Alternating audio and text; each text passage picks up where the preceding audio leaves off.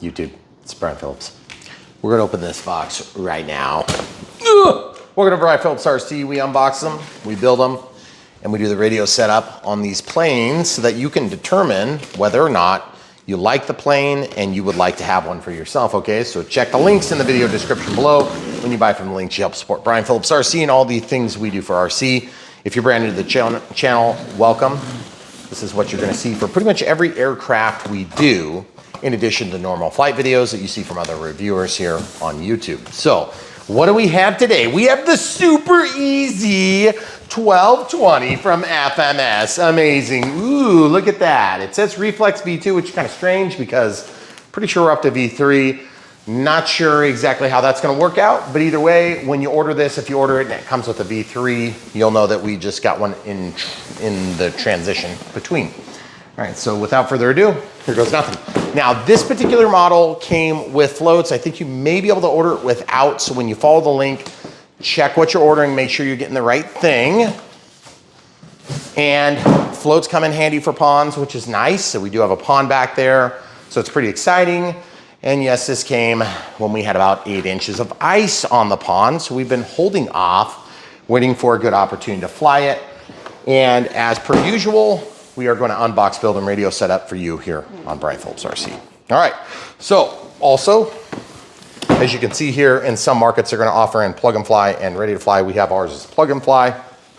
If it has a reflex, we'll show you what receiver we recommend. And then of course you can always make your decision based on what you use. But if you want to ask a ton of questions about your receiver and it's not Spectrum, there's a good chance I probably can't help you with that. We just pick Spectrum, it's what we're used to, we're good with it, and we're used to Airware, which is the software that's in the NX series and the DX series. And if you go up to the IX series, there's a little bit more sophisticated menus and things like that that we don't have access to always. Okay, so let's go ahead and without further ado, open this thing up and see what we got. If you guys have questions, leave them in the comments below. We'll try our best to answer them. But like I said, the best way to do this, because this would be what we would qualify as a beginner plane, and we always qualify that once we've flown them a little bit further, but I do believe this is gonna be a beginner plane, okay? So even though we've done tons of planes, literally thousands of videos here on Brian Phillips RC, one of our biggest things is we wanna help get you out of the chair and into the air. And what does that mean when you actually go and flesh it out? That means that we're gonna help you understand what comes in the package, how you put it together, and then what you're gonna get when it's all done, so you can make a value judgment without having to reverse engineer all Chinese marketing, which is very difficult. All right, so here we go. Horizontal stabilizer, elevator. Work that a little bit back and forth. Don't bend this, but just move this back and forth. There's a little piece of steel that goes around there and wraps. If you're new to foamies, foamies are designed with foam, plastic, carbon fiber, and other composite materials that help to reinforce the foam frames that are put into molds.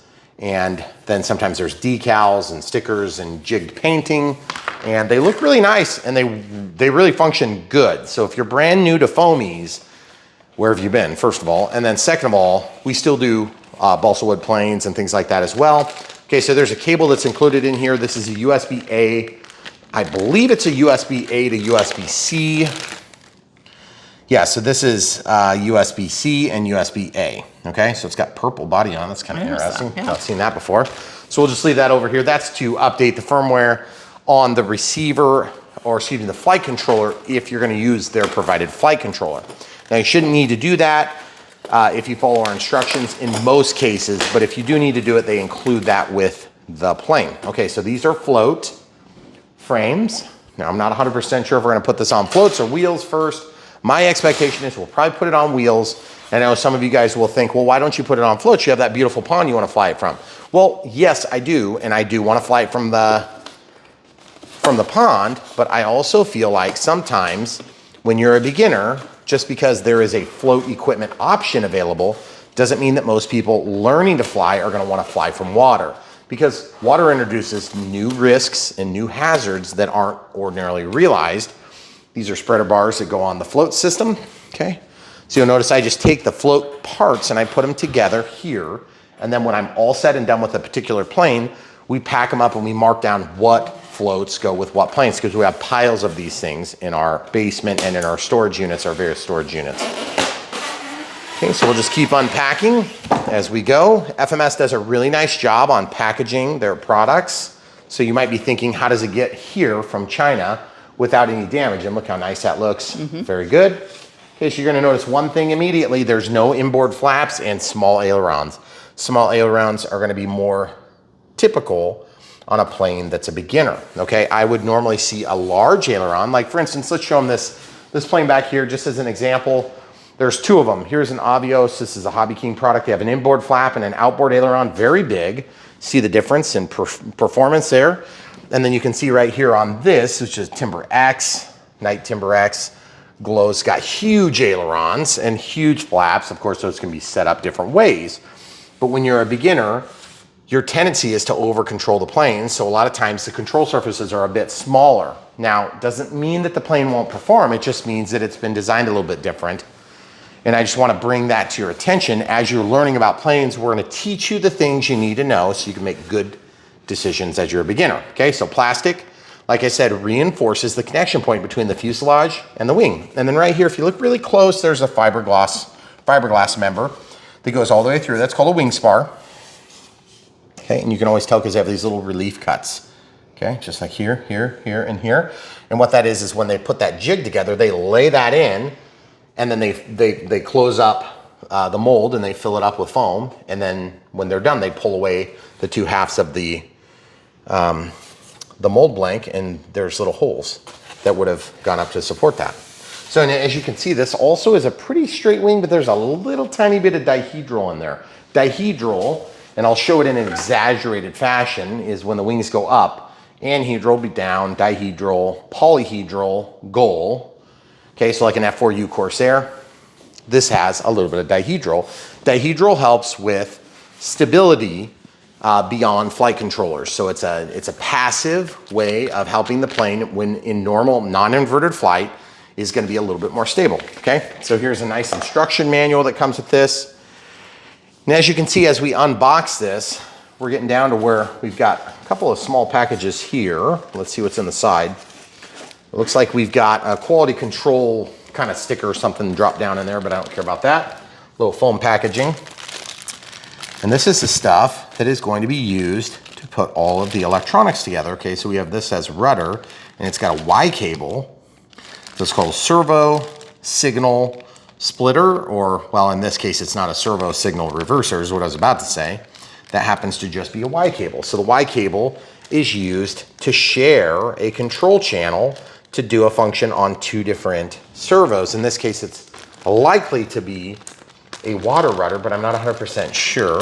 And it could also be used for the ailerons, but why would it be labeled rudder? Not sure. So let's just dump this out here on the wood table. It'll be a little easier to see because the finish of our island is such that this stuff disappears. Got some zip ties and little set screws. This stuff is almost certainly going to be for the landing gear and or floats. Okay, so this is going to be a wing mount hardware, some long screws, a little hex drive Allen key, and this will probably be for landing gear, and then the Y cable we talked about. So if you don't know anything about these servo cables, back in the day, this would have been considered a micro servo. Now we just call them servos because it's pretty standard. 9-gram servo size is pretty standard, guys. Now, if you're doing huge planes, you're going to use bigger servos. If you're using big control surfaces, you're going to use bigger servos. These are 9-gram digital servos. Can't tell if they're plastic or not.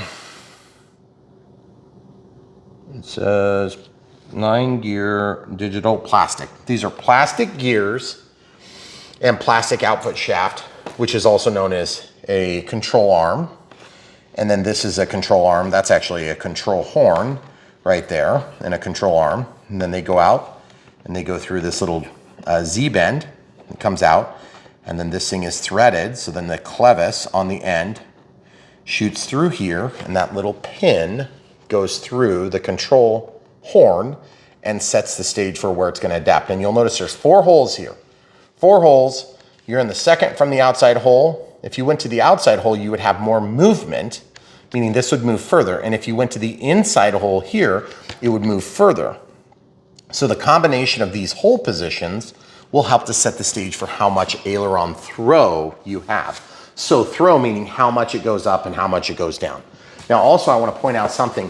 This is a Y cable. I don't think it's going to be used for this function, but let's just pretend it is for now. These are just kind of stuck in there, a little bit of glue holding them in. This is going to go out to one aileron, okay? And this one's going to go out to the other aileron, okay? So this plug could hypothetically be used to tie these together. One's going to go one way, one's going to go the other way with the same output, and they're going to simultaneously go in physically opposite directions because the way these are mounted. Look, one's pointed one way, one's pointed the other, but it's hard to tell, and sometimes these are pointed in the same direction. So like this body will be flipped over the other direction, so they're in the same physical proximity and they're in the same position so that they make the same output. Like on a flap, you would have those come down together. These ailerons move opposite of each other because they control the roll axis on the plane, okay? All right, so we've got this cable, got some of this foam. We'll just kind of set this out of the way. A little extra bag here. All right, so as we unpack, we like to go over details. Yep, I know what the rudder splitter's for, and I'll show you guys here in just a second. So I like to undo these so that I can put it back together. We have so many boxes, it takes me forever to go through these boxes. I'm gonna show you this. I'll just lift this plane up. So super easy, very light, and that's the way we like planes. Nice and light. It's got this sporty, sort of narrow body to it. This is called a spinner. This is called a prop, of course. And the prop is driven by a motor. Its motor is a brushless motor. And then inside of here, you can see what's called the Reflex V2. So they're up to V3. It's red in body color, but it's basically going to be a flight controller that is fed from a receiver. Okay, so the receiver is going to do the communication back and forth from the transmitter, which is going to be set up a little bit later during the radio setup portion. And then these are going to plug into the wings aileron ports. Okay, so as you can see, there's one wire that goes down in here, and it says AIL in that silvery lettering right there. Okay, and then at some point, this is all going to go into the receiver. Okay, so it's all labeled for us. S-bus PPM mode. So you can do S-bus and PPM and, you know, S-bus or PPM, and then you could do mode on there. You can do rudder here, aileron here, elevator here, and throttle here. And they all pass through the flight controller, and then it does all the stabilization and auto leveling for you. And then of course, they got this warning here about chopping your fingers off. Don't do that. Okay, this is called an XT60 connector. That's gonna be where the discharge lead of your battery plugs into, as opposed to the balance lead, which we'll talk about here in a few minutes. This XT60 will actually made up with an IC3 or an an EC3, and we'll show you that as well, because different battery types, sometimes they're not really compatible, but they'll work together.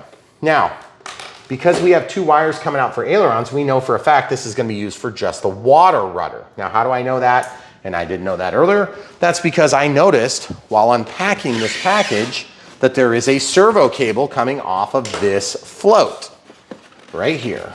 So I'm gonna see if I can get this float out. Kind of slick sometimes. Okay, there it is, beautiful. Looks totally sweet, very light. I mean, it's just like nothing, okay?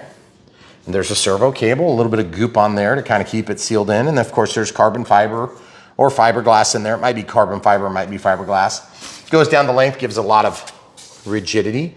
And then the servo inside will actually turn this to mimic what the tail wheel would normally do. The tail wheel would normally do, okay? So except you're gonna be on water, okay? So also we have the skid plate that's gonna reinforce the bottom of this pointed piece of foam. Now that's not gonna be very strong right here, but it'll be quite strong here, and that's where you're gonna touch down and have the brunt of the water pressure when it hits and touches down. Okay, so we can just leave this out of the way for now, and we will wrap those things up. Now, when we get to the point where we realize, okay, this is all going to be for floats, we'll probably go ahead and put them all in a bag, and then we'll get this all together and it'll be ready to rock and roll when we decide to go ahead and go float flying, okay? Now, my suggestion to you, if you're brand new to the hobby and you wanna fly from the water, I understand maybe you've got a lake house or something like that, and that is the only place you can fly. So be it, but just remember, you need to have something there to go out and recover the plane if it would flip or tip, or you're landing and it flops over or whatever. These are realities you're gonna face. Okay, so this one, gosh, how am I gonna get this out of here? See this? It's just kind of a tight spot. I'll just break the foam a little bit. There it is. Here's the other. So now this one you'll notice doesn't have a water rudder. It's very uncommon to see 2 water rudders on a float equipped plane, okay? Now this little edge here is gonna be like a splash guard, I think. Yeah, that should be a splash guard. And so I'm a little bit guessing right here. It's an educated guess, but it should go like this or it'll go like that. I'm not 100% sure which way it's gonna go. It looks like it's probably gonna go this way, to be honest. But we'll look at the manual when we get ready to look at that. And what I like to do, if you guys are gonna do like I do and you wanna store these, find the angle where they take up the less room, like this, or something similar to that. And you can, I like to wrap them up with some sort of a stretch film, and it works really nice for us. Okay, so now that we're done with that, if you're into keeping your boxes, you can just roll everything back into the packaging here, and then we will either melt this or keep it. And usually we just keep them and store them for a while. Hold on, flip the landing gears on the bottom of this corner. That's why I'm flipping it. Oh, okay. Okay, so we're gonna flip it upside down. And so we have the landing gear over here. Camera crew was getting pretty excited about it, but she just realized I hadn't flipped it yet. Okay, so we're gonna pull these out of the packaging. And as you can see, we've got a nice aluminum. It's gonna bend really easy and hold its shape, which is bad, because when you get a rough landing, you'll have to straighten it. But I can say this, nice, softer than they could be tires, but they're still definitely a little bit firm. Now, depends on how you're flying, but you know, these things are going to be, this is clearly gonna work with it too. You can tell that this is gonna go like that. And that's gonna be for when we need to cover up the aluminum on the bottom of the fuse. Okay, so that's all the components that are inside of this box. And you're probably thinking to yourself, yeah, but you're gonna need more stuff than that, Brian, to make that fly. You're exactly right, because this is what we call a plug and play or plug and fly, depending on the brand. Some of them do plug and fly, some do plug and play. Most of them do plug and play. And plug and play because the Chinese think play is like what we use synonymously for any activity. So it's just like players, like playing video games. Yeah. Not the way we do it, but that's fine. We'll help translate for you when it comes to the Chinese nomenclature. And we do kind of poke fun at the Chinese, but they make a pretty good plane. So we're hoping that the tariff situation gets worked out here pretty quick, because the truth is we love this hobby and it's gonna get very expensive very quick if China doesn't straighten out or if the United States doesn't back off of its positions. But the truth is I'm all for helping China to see the light, because I love Chinese stuff, just like you guys probably do if you're watching this channel. But the thing is, China cheats, so we gotta make it not like that. Okay, so here we go, super easy, FMS. So we're gonna see how this goes together. Look at the piece count, 1, 2, 3, 4 technically becomes part of the float kit. This is unnecessary for our application because you can use this wire would, oh, well that popped off really easy. Good time to show you that here in a minute. I'll leave that off for now. This would plug in to, it's on the side of this, okay? So you can see you can't get into it. It's right there. And so you'd have to rip that out to reprogram it if you needed to. Okay, my suggestion is you probably don't need to. And so just file this away with your instruction manual or possibly with your floats or something like that for a later rainy day if you ever need to do anything with it. My guess is you won't need to do anything with it and you'll be just fine, okay? So, also this safety notice here, now that we have been warned, I'm just gonna go ahead and cut this right like that, and it's just, oh dang it fell off right into the garbage can, very weird. 2 things that get people hurt, prop safety, you wanna be aware of, be careful, this will cut you, it will cut you bad, put you in the hospital, or worse, okay? Be careful with props. If you don't know what you're doing, make sure you use a throttle cut. If you have one, we'll show you how to set it up during the radio setup portion. Secondly, don't arm the plane. Don't actually plug it in until you're ready to mess with it. Make sure your transmitter's on first, unless it's some ready to fly helicopter like these ones you see over here. A lot of those you have to have the helicopter on first. We will indicate that to you. Watch our video through its entirety. I know it's long. If you don't know what you're doing, we will help you go from not knowing what to do to having a successful opportunity at flight. But remember, flying is an opportunity that you can always mess up. That includes everybody, including me. I crash all the time on this channel, and you will too if you're brand new to the hobby. Okay, so there's a nut, there's a washer, then there's a prop. Then there's this thingy that goes on the back, and I'm sure it's probably got an octagonal shaped hole that goes onto an output shaft from the prop, okay? So if you were to loosen this, it would relieve that. You could take it all apart. But then this just actually has a snap fitting. I do not like that style because it's very easy to lose or break the spinner, although this feels like a nice, solid, heavy-duty piece of plastic. We've seen a lot worse in the years of doing this, okay? Also, real quick, tail wheel grip, give that a grab, see if it's soft. I'm guessing it is not. It is not, no. It's rock hard, Yep. okay? And then also, look at that servo. They have cut the tip off so that they can limit what we do and clearances. Well, let me show them that so you can see where it's cut. So that is not broken. They did that on purpose because it otherwise hit the elevator, okay? Or the horizontal stabilizer more particularly, because it would hit somewhere about here, okay? And it would just like need a notch in the foam. So there's a couple of different ways you could adjust for that. You could notch the foam here. You could put on a full control horn if you wanted additional amplitude of output, which you're probably not going to need it. You're not going to need it, so I wouldn't worry about it. But then like what they did here, they actually machined in a flat, okay? So you see that? All right, so this is going to create some clearance here. Not sure exactly why they decided to do it that way, but that's the way they did it because then it would lock into here, okay? Which is kind of cool. So speaking of locking into here, if you'll notice there's three basic components here. There's a fuselage, a horizontal stabilizer, and a wing, okay? So it's a one-piece wing, which makes for a pretty big box. And in tandem with the floats, that's pretty unusual because normally these wings split in half and they make the box a lot less large, okay? So keep in mind, large box, expensive shipping, okay? All right, so let's go ahead and build this plane. Now, there's a couple ways you can do this. You can do this without a manual, or you can do it with a manual. If you're watching Brian Phillips RC, that is a manual. Now, that doesn't always mean I won't make mistakes and make a fool of myself, but that's okay, because I'm pretty much gonna build it right now. Okay, so you push that through. There's two holes that'll line up here. Now, you don't need to have this linkage in yet. You're not gonna do that until we have everything screwed together. I'm gonna put this in first. This is a plane stand. If you don't have a plane stand, you can do it without a plane stand, but it will be easier with a plane stand, just be aware, okay? Now we're gonna look into the bags of tricks. I just about guarantee you that that's gonna be totally, wholeheartedly going to be used for the floats. If I'm wrong, I'll address that in a minute. Right now, I'm pretty sure this is gonna be used because look, we have the things we need. And then we also have this, our landing gear, okay? So sliding this out of ways. By the way, that plane stand, you know, 20, 30 bucks. Not a big deal. We have supplies like that on brianphillipsrc.com. So if you look in the video description and you see links to the airplane that we're building, you'll see links to the receiver we used, the transmitter we used, and then there's also supplies and things like that. Okay, so the landing gear are gonna go in here and it's gonna be just fine. And then if you were to install the floats right now, the floats would go here and here, okay? So then there's 3 screws. Those are nutserts that are melted into the plastic. Okay, so they're very sturdy.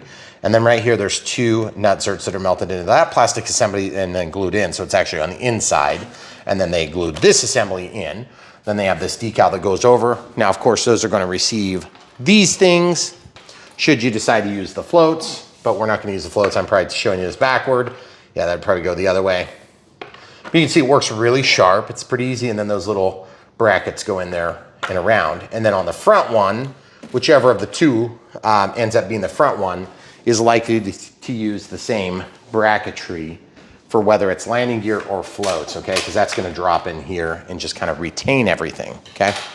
So it's a basic assembly, shouldn't be too difficult, but real quick, we're just gonna do this because I can reach it right now. So I'm gonna lay this in here. It drops in, and you can see they've got the screws countersunk there.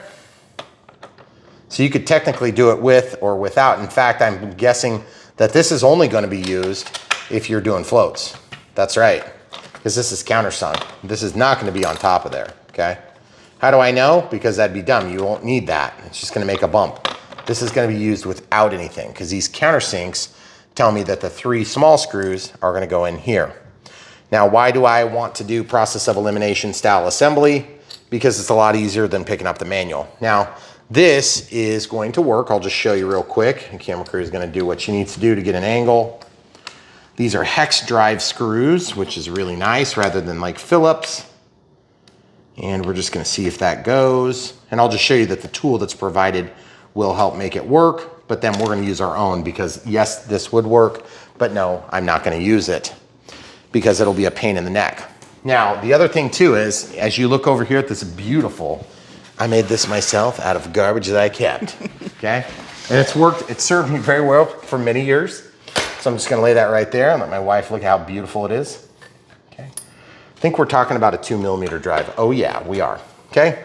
So we'll just start that. Now remember, camera crew, don't let me forget my tail, because I gotta put the tail on at some point.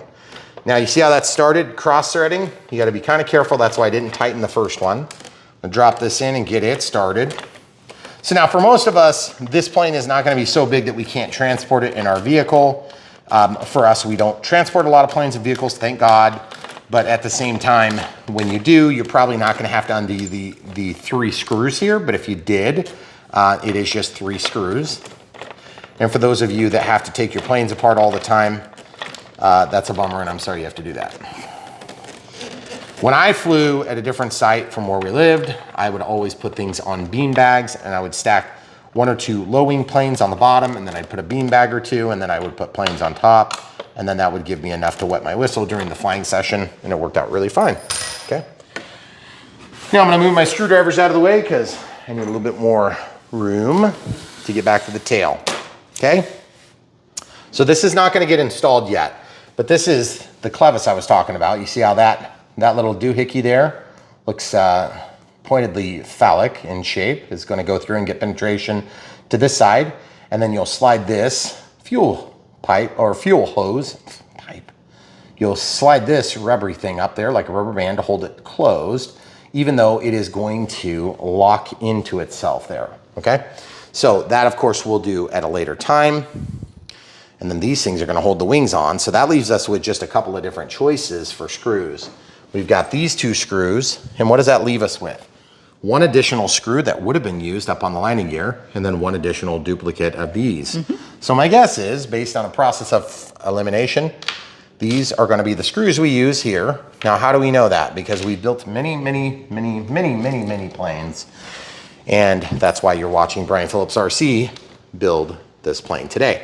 Now, also, if you're brand new to Brian Phillips RC, and you don't know what it is we do yet, welcome. Stay tuned. We will do so many different unboxes that you will be able to wet your whistle on all the different planes that you think you might want, and then probably a few that you definitely don't want. Okay, so just turn, and I can't tell if it's getting purchased. No, that's a long screw. It is really long. For a tail. It is, but it's got to go way through to the other side because it's got to make it through the whole core of the wing. Is it going? Feels like it, yep. There, okay, yep. So now we have, see my fingers? Give them a close up. Show my fingers, yeah, it's white. I can see your fingers. Okay, I know you can see my fingers. We're filming this for humans that are on the other side. Okay, so now we're gonna turn. This one's going a lot faster. Okay, so now, when this is done, remember, the whole idea here is we're just trying to stop this from sliding out. Okay, it's already trapped, and once you get it where it needs to be, it should be tight. Okay, very good. Now, we don't have to mount the steerable tail wheel. We don't have to mount the rudder, and that's all set for us when we get it out of the box, which is really nice. So we're like halfway through this build, and we're only minutes into the video. So that's fast for Brian Phillips RC. Minutes, yeah. Okay. So we've got that ready to go, ready to put the wing on. Not exactly, here's why. Because we can't really put the wing on because we don't have everything hooked up, okay? So this is gonna be one of these hybrid steps where we have to make a decision on how we're gonna handle the next step. We have these aileron plugs that are on a Y cable. What the heck?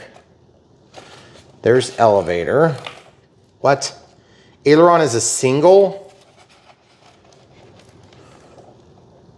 Oh, this is the input side. This is where we're gonna come out from our receiver, and this is the output side where it's gonna go into the control surfaces, okay?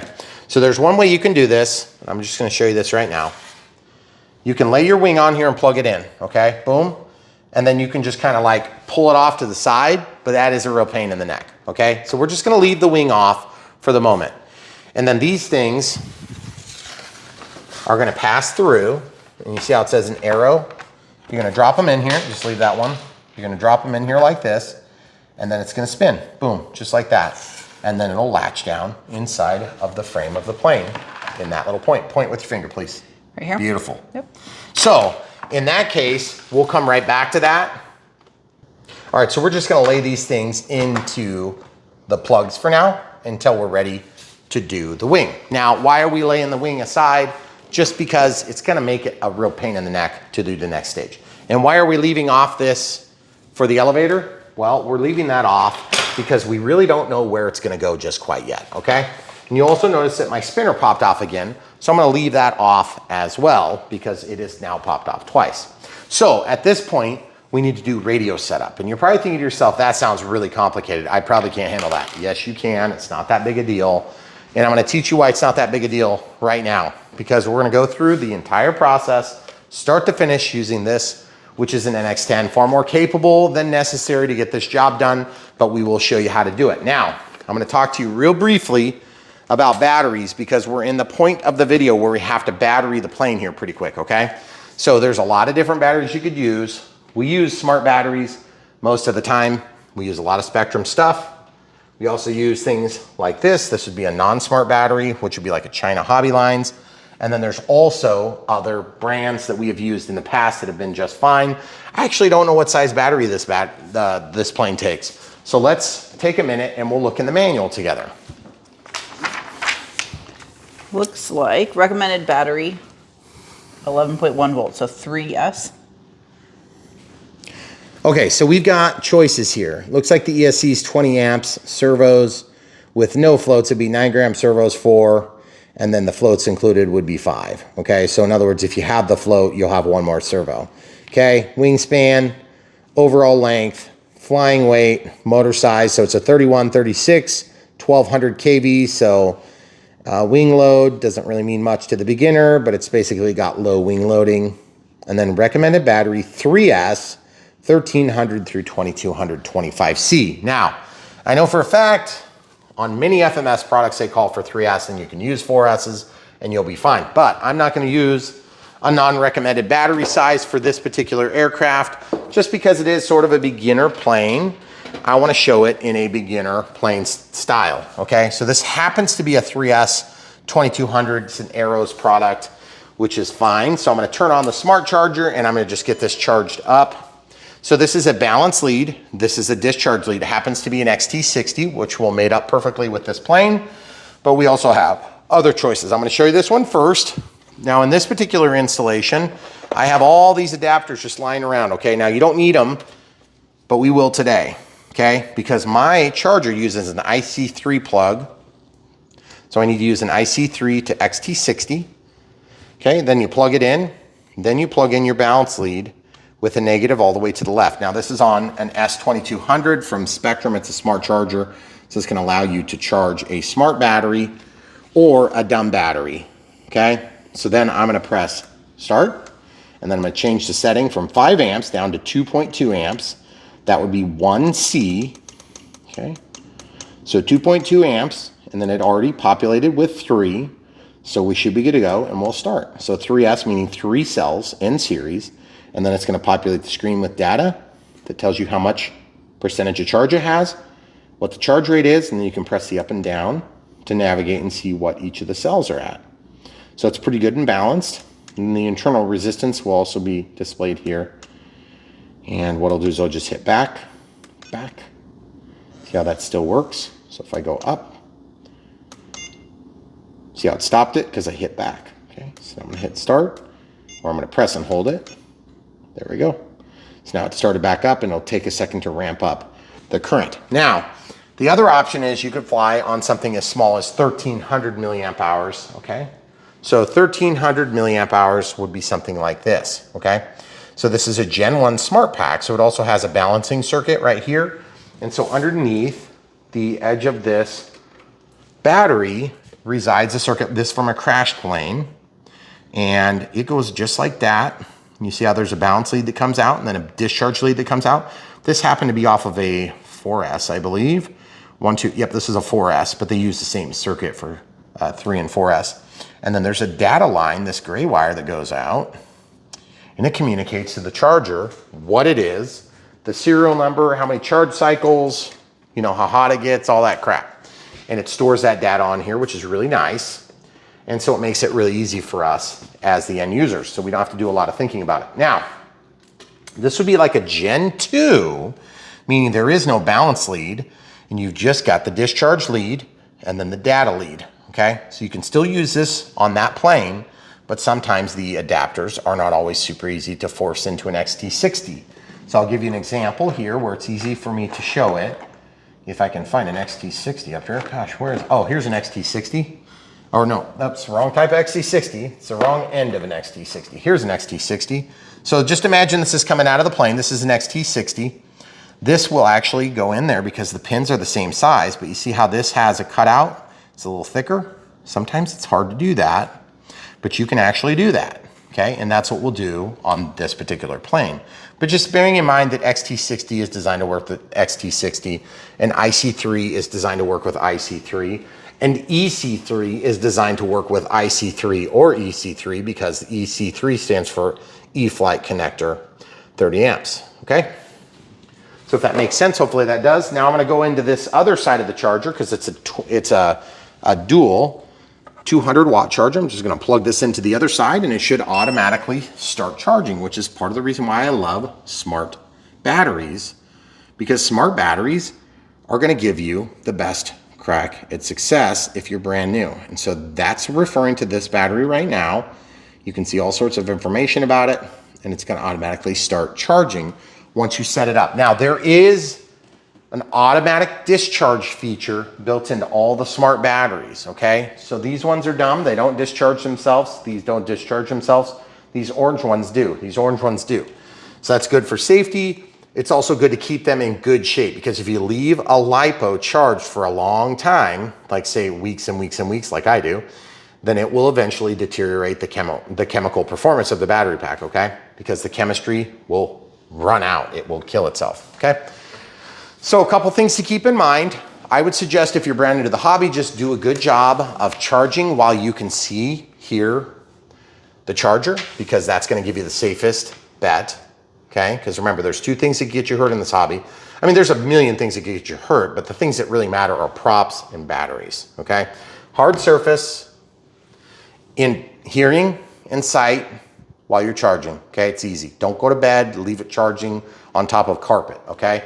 If you're in an apartment, you don't have a hard surface like this or whatever, get a cookie sheet out, lay your charger on a cookie sheet, plug it in the wall outlet, put your stuff on the cookie sheet, whatever it is to mitigate the risk to next to nothing. Because remember, I've charged thousands and thousands and thousands of batteries and never had a fire, but I have burned myself a time or two on small batteries when I'm pulling out connectors and rip them out, or after a crash, I've tried to save them. I've had batteries catch on fire because I have had bad crashes, and I've also caught batteries on fire on purpose, okay? So I know you can do it, and when the lithium gas expels from the battery, it's very easy to ignite, especially, I think it's when it comes in contact with water. But anyway, it gets very aggressive, and it looks like steam coming out of the pack, and then it catches on fire, and it's very aggressive and very fast, okay? So that's good and bad. If it's fast, it doesn't have a long time to ignite things around it, but if it's very hot, it will still do that. So just be really careful, use your best judgment. I don't want to hear stories about people's houses burning down because you did stupid things, and don't do what I do what you should do, okay? We have fire extinguishers you can't see in 3 different places and egresses in 4 or 5 or 6 different places, depending on where you are in this house. Okay, open the lid. What do we have? We have a spot to receive a battery. There's 2 straps. These straps are made of Velcro or some sort of hook and loop. And then there's a piece of double-sided Velcro down here. And I'm having a hard time getting the Velcro, so I might just pull the whole dang thing out if it decides to do that. Okay, so I can't get it, so I'm gonna show you another tool that you should have in your tool bag. These are called forceps. If you don't have forceps, you might wanna think about getting some forceps. I like forceps with bent tips. You can get them with straight tips. These things are a must-have in your RC tool bag. You see this back here? It will ratchet on and hold on to a piece of paper, for instance, and then you can do this, okay? And it will hold that thing until it rips, okay? These are also known as hemostats because you can clamp off, you know, like a vein or an artery or whatever, okay? So use your surgical tool in here, grab half of the Velcro, clamp on, and then you can get in here and push down the rest of it with your finger. Oh, that was kind of a pain. It's a really good Velcro though. Okay, so now I'm gonna finish the pull, get that off of there. And you see, as I've done that, you've noticed it pulled it right off of the board in there. And that's a real pain in the neck, but it is extremely sticky, and yet it managed to not be stuck down. How? Because there's a giant hole under there, okay? That is not uncommon in airplanes. So I'm gonna press this down again, all the way around the edge, just like that. You're probably thinking to yourself, why don't you just yank that whole thing out? Because this is gonna help me do the next trick that I wanna do, and that's called shelf liner trick, okay? So the shelf liner trick is super nice because you have a battery that's held in by the backside of a Velcro, is kind of like smooth and slick. This is double-sided, you know, sticky, but usually it's just like a hard fabric, okay? Your battery's gonna slide like that. It's gonna slip and slide really easy, very low friction, if it's clean and not dirty. If it's dirty, it's gonna be a little bit better, but you don't wanna have dirty stuff just because it's less likely to slide. So then I'm gonna use this thing called shelf liner. You've seen it in a couple of different methods. This is a shelf liner that you might have underneath in your drawers in your kitchen, and you put that onto a slick surface like the bottom of a drawer that's clean, and then you put a battery on there and it won't slip and slide very easy. And then this stuff we found actually is solid, which is super nice, and it works really good. And these things, just so you know, this was about 3 or 4 times bigger when we bought it, and it was probably like 10, 12 bucks, okay? We've been using it for years, okay? This one we got, same thing, probably about the same price. Even inflation adjusted, it's probably still like less than $10,000. Just kidding, guys. Hopefully. Okay? So we're just gonna set that down and we're gonna cut it. No, we're gonna take the Velcro and we're gonna apply the Velcro wherever we want because we have so much of this and it's so dang cheap that we really don't care if we have a little bit of waste. Okay? So just peel this off and do a really bad job like I did. This is some tacky, awesome sticky. My goodness. And that is why I don't like it on my batteries. Because most people would say, well, just put it on your battery, Brian. No, I don't want this on my battery. Why?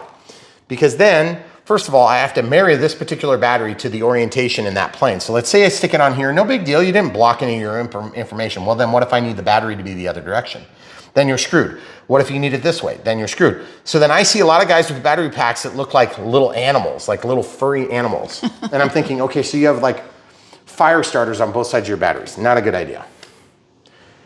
That being said, that is the way the manufacturer recommends it. So anyway, just so you know, that's the way they recommend it.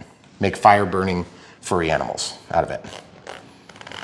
Okay, very good. And that's literally how long it takes. It's literally minutes. Camera crew is gonna grab this because we're both going around the counter. Now, we have links to stuff like this on our supplies page. I think we just have links to this. The picture is, I think, of both, but it just depends on what you can find. Depends on what you can find. We have links that are kind of open-ended. I think on that, it's probably like an Amazon link or whatever. And if you care what color or brand or, you know, if one's on sale that day, yeah, it's all the same stuff. Or it ships better or whatever. Yep. So we've got links to all that stuff. And basically, you just heard a beep over here. That's because channel 1 just got done charging, which is kind of nice. So we can actually unplug this from the charger, unplug the balance lead. And then we're gonna show you one other tool. Hey, look, this one has obnoxious Velcro on it. Okay, so we wouldn't even have to worry about that one. Okay, so this is an XPC battery checker. I'm gonna show you 2 different battery checker techniques. This one is really nice. I suggest having it, but this one's even better for in your tool bag. And if you're ordering an FMS plane, this is a Predator branded 3-cell. It says all is 12.6 volts. Cell 1 is 4.17. Cell 2 is 4.18. Cell 3 is 4.19. And we can set this to where we want it to alarm. On a prop driven plane, I would be okay with like 3.3. We'll just have it go at 3.6, okay? So that gives us lots of warning, and that's if we have a balance lead. Now, if you don't have a balance lead, because you're using a smart battery, you can't use this type of tool, but you can use other telemetry features. Okay, so now I'm gonna plug this in down here, kind of on the opposite end, and it plugs in, and look at that. So it claims it's at like 98% charge, and there's your battery voltages. Now, you can also use this to do servo testing as well, which is pretty cool, but generally speaking, I don't like to power these up using an XT60, so I'd grab a smart battery. Is this one charged? That's 3S. No, that's the one you were just demoing your Velcro. Oh, okay. So that's a Gen 1 3S 2200. So it looks like that one's low on one of the cells. So it's a little bit more precision. But then also, Here, I'll just show you what the servo test looks like. So you can move that around, or you can go like this and you can move it up just a little bit at a time, or you can double click and do a sweep and it'll move the surface back and forth, which is pretty cool. Pretty neat, right? Okay, so then also press and hold to go back. You can navigate all sorts of stuff, press and hold, and then you can go to set up your storage. See how it's 72? You can set that to off or 12 hours all the way through 240 hours, but as low as off, okay? So that was set to 72, which is the default, okay? So there's that, and the storage voltage level you can also change, and then you can see the exception record too, which is kind of nice. So there's no exceptions, so that's good. That must be like errors, okay? Oh, and if you want to change this from 2.2 volts, you can charge as fast as 6.6 amps on this. So you could click on this and actually scroll in a different value. I'm going to leave it at 2.2 because that's the way I like to do it with my smart batteries. Okay. And then once you set that, it would remember it every time you charge that battery. It'll go. So every time you plug it in, you can do that. Now, when it's a Gen 1 pack, it's going to ask you to plug this in, and you can cancel past that if you decide not to, because this will automatically balance in here on that little circuit that I showed you. Pretty cool, right? Okay, so getting back to the point, we showed the XPC battery checker. It's something that's good to have in the tool bag. Is it something you need for an everyday application? Probably not, but is it something you should consider having? It's pretty inexpensive. I would highly recommend you get one. It's definitely something I want to have in my tool bag, and I use it all the time. But there again, we are doing this all the time on YouTube. Okay, so we got two batteries. This one is not charged, so I'm just going to show you the charging procedure on a Gen 1 smart battery, so I'll undo that. I'm just going to plug this in, and it's going to prompt me for the balance lead. See, watch. Insert balance lead. Okay, so I'll go ahead and just comply and insert the balance lead. Then once you insert the balance lead, it's going to start. Okay, so pretty cool stuff. And so we'll walk back over here, and we'll get ready to install the battery. Now remember, we just did this Velcro trick. And this Velcro trick is going to allow us to slide this in. Now this could be in here, and if somebody has a battery that already has Velcro, you could take it out. But in our case, and what we usually do is we just find the side that doesn't have Velcro, and we go ahead and still take advantage of our feature, okay? So we can slide that down in there, and get this. Now you've got this nice anti-slip area to put a battery, and you should have no problems. And then you don't have to tighten it in there near as tight in order to get it to hold its position, okay? So I'll just show you how to load the battery right now. Now, if you're gonna use this voltage alarm, I'm just gonna show you right now what I would do is I would find the negative, boom, and then get the negative is black, in this case, plug it in, and I would just hold it up here and then feed this. This is gonna be fed through, so we'll just pretend like the plane is built. It's not, obviously, because we still have the wing to put on, and I just feed this through. Are you showing what I'm doing? Back here with the back. See this? I fed this through, and now I've got my middle finger in here just to help guide it. You see? Now right here. Okay, there it is. So then I don't want to plug this in yet because I have no radio that's going to communicate with it. We have the transmitter picked out that we're going to use, but we don't have an actual radio picked out, okay? So we're going to do that next. Now, how do we know what radio to use? Well, this is not going to really tell you what radio to use. There's a couple of different trains of thought on what radio to use. One would be, do you want to use the Reflex, okay? The Reflex is a flight controller that has modes, okay? To switch between modes, you have to dedicate a channel, okay? So that means you would need to have, let's talk through the channels. First of all, you need one for ailerons, one for elevator, one for rudder. You would still use the same one for rudder if you had a water rudder. And this is in no particular order.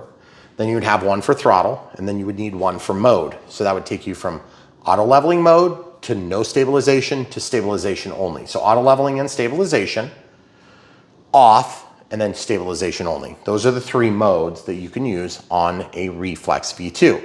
That Reflex is spatially aware, but you don't need a spatially aware receiver if you want to use that Reflex. Now, if you have a spatially aware receiver, you don't want to use the Reflex. You would literally just pull that out and just take the wires that are going out to the various plugs, and you would just go straight into your receiver, thus bypassing and eliminating the Reflex. There's nothing wrong with that, and we can set that up And we've done it on many planes that are plug and flies, okay? There's so many of them here. I can't discuss them all right now, obviously, but if you wanna see a plane that was a plug and fly or plug and play that has a receiver with a spatially aware receiver that will replace the, whether it be a vector in an Aeros or a reflex in this FMS Super EZ, then follow along on one of those videos for the setup and just find something. Even if it has flaps, you can just not do that step, okay?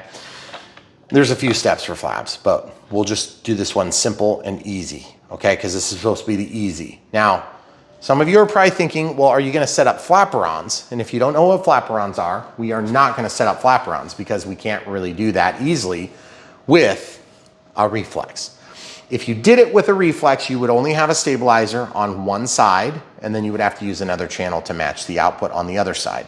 So the stabilizer would work over here, the auto leveling would work over here, or over here, but then both of them would function as ailerons, and both of them would go at the same direction down as flaperons, or up as spoilerons together, okay? Now normally, these ailerons are gonna always be opposite each other. But when you do flaperons, they would both go down together, or they would both go up as spoilerons together, but then continue to function as ailerons as well. That's what a flaperon is, okay? We're not gonna do that on this plane because it's not gonna be necessary. For the average Joe that's flying an EZ, a Super EZ, you won't necessarily need that. Now, if you wanna add that feature later, we have added flaperons to a million different planes. My suggestion is follow along on those planes to get the help you might want. Why would you want flaps? Why do you want flaperons? Flaps and flaperons help to change. First of all, they slow down. They slow down the plane by inducing more drag. That's number one. Number two, they reduce the amount of speed, the airspeed you need to fly without a stall. So they reduce the stall speed is what we say. So a stall is of course when the plane just like falls because there's not enough lift being generated by the forward motion of an airplane, okay? So when you slow down to a certain point, this plane is gonna fall, okay? This plane is gonna go very slow, which is good. And that's because of the shape and type of wing. So the profile on this wing is very steep and it's gonna create a lot of drag in and of itself. So if you have an inboard flap versus an outboard aileron, an inboard flap is gonna be more effective in most cases to slow down a plane, create additional drag, and also allow you to point the plane down for landing without gaining as much speed by inducing drag, okay? Drag in relationship to lift and in relationship to airspeed is always going to be very important and critical to control when you're flying aircraft for landing, okay? Because otherwise you just want to float, and you're like, where's the runway? The runway's gone. How do I land it? Every time I come in, I got trees I need to avoid over here. I've got corn I need to avoid over here. I got a building I need to avoid over here, but I can't get it down to the ground fast enough. Well, what you do is you put in a little bit of rudder and you actually kick the rudder and you cross control with the ailerons and then you use the body to slow it down and you bring drag onto the plane. For instance, this large J3 Cub over here, okay? It's sitting right here, it's huge, okay? This J3 Cub, much more sophisticated, much more beautiful, huge plane. I mean, it's generally one of our better planes, okay? It's also very expensive. This plane doesn't have flaps, but I put in flaperons, okay? Because I wanna have them, and if I want them, I'll put them in. Does it have it in a real J3 Cub? No. Would you ever have them on a J3 Cub? No, because you would have a Super Cub and you would have inboard flaps, okay? Inboard flaps are going to require a little bit of elevator correction or compensation to keep flying at the same attitude and the same speed. If you don't change those two things and then you put down flaps, inboard flaps, the plane is gonna balloon. So you'll give a little bit of down elevator to keep going straight, but you'll be able to slow down drastically with the same throttle condition. That helps you land. Now, with outboard ailerons, not full length ailerons, these are close to full length. If these were just way out here like a normal aileron, that would be called outboard. If they go down in the same exact fashion, you would think it'd make the plane balloon. No, it makes the plane nose down. So then you put in a little bit up elevator. And we'll show you that process in videos like that one, where we actually configure the system to work that way. The only reason I talk about that is so that you understand that there is such a feature that exists, and it's called flaperons or spoilerons, okay? You don't need to set them up on this plane to have a good experience, so we're gonna go ahead and do without. The other thing is, if you get this plane and you say, hey, I feel like I've advanced through the ranks far enough that I'd like to add flaps, okay? A couple things to consider.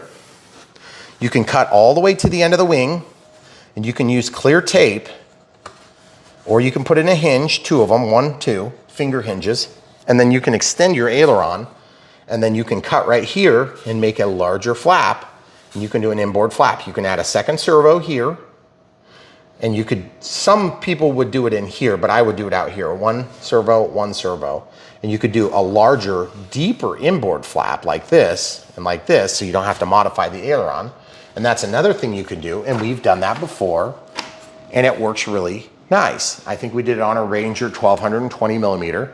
We added flaps to that plane. That was a long time ago, right? Mm-hmm. Yeah, a long time ago. It would have been like 2 Rangers ago. Okay. So this is the Super EZ. So it's a different plane. It's designed to go slower. It's designed to be a beginner plane. Okay. So for that reason, we have to get a receiver. Now, most of the time we use receivers, we're going to be using a receiver that's going to have spatial aware technology. It's going to be something more like this. It's going to be AR637T or a 631 or a 630. Well, that would give us the features of the Reflex V2, but we don't need that because we've already got those features. So we're going to go with the 620. A 620 is considerably cheaper. Now, some of you might also be thinking, but I don't use Spectrum receivers. That's fine. This would be one of those times where we'll show you the normal process of setting this plane up. You should still be able to follow along. Now, you might also be thinking, I need more channels because I'm not setting up a plane. You know, I want to separate out my ailerons, Brian. Well, think about it. You have throttle, rudder, elevator, aileron 1, aileron 2, mode. That's 6 channels. You could still do flaperons on this very configuration if you decided to want to do it. But you're going to only have 1 aileron that acts for auto leveling and or stabilization at any given time. The other one will just simply be a control surface, okay? So it's going to reduce the plane's capability to keep up because ailerons are redundant surfaces, okay? If that makes sense. All right, so now that we've got that thing out, I'm going to show you exactly how to set it up because we have to start by building a profile. And building a profile is not especially difficult, but if you're brand new to the hobby, it might be a little bit daunting to figure all this out without somebody walking you through and holding your hand.